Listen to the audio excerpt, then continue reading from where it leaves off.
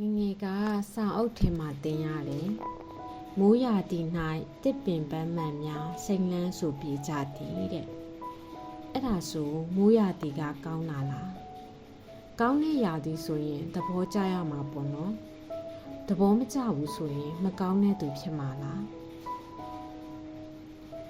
ငါကတော့မိုးရာသီကိုသဘောမကျဘူးမိုးတွေရွာလာရင်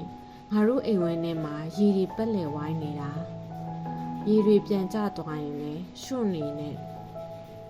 ကြောင်းသွားရင်လည်းလမ်းတွေကရေတွေကြောတင်လို့လွယ်အိတ်တွေကိုခေါင်းပေါ်ရွက်သွားရတယ်ညအိတ်နေရင်မိုးတွေထရွာရင်အိမ်ခေါင်မိုးတွေကမိုးရေယူလာလို့ကျွတ်ကျွတ်အိတ်တွေနဲ့အမေတို့အဖေတို့ကထပြီးဖာထေးပြီးမှပြန်အိတ်ရတယ်တခါကဆိုပြန်ဆိုပြီးမိုးကအရန်တဲလာတော့စောင်းတွေကောင်းနေမှပြီးဘေးအိမ်ကိုထပြေးကြရသေးတာအခုတော့ငါတို့အိမ်မိုးမယူတော့ဘူးအရန်ပူတဲ့မြို့မှာနေတာမိုးရွာရင်အပူလျော့တယ်တစ်ပင်တွေကစိမ့်နေတာကိုမြင်ရတယ်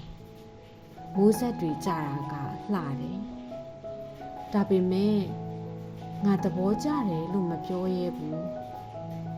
ငါတို့မိုးယူခဲ့တော့ငါလိုမိသားစုတွေကိုတွေးမိနေတယ်ငါမိုးရွာထဲမှာဆိုင်ကယ်မောင်းရတာကိုကြိုက်တယ်ဒါပေမဲ့ရွှွန့်နေထဲမှာထင်းတွေရေဆူကုန်လို့ထမင်းချက်လို့မရခဲ့တာတွေကိုလည်းတွေးမိတယ်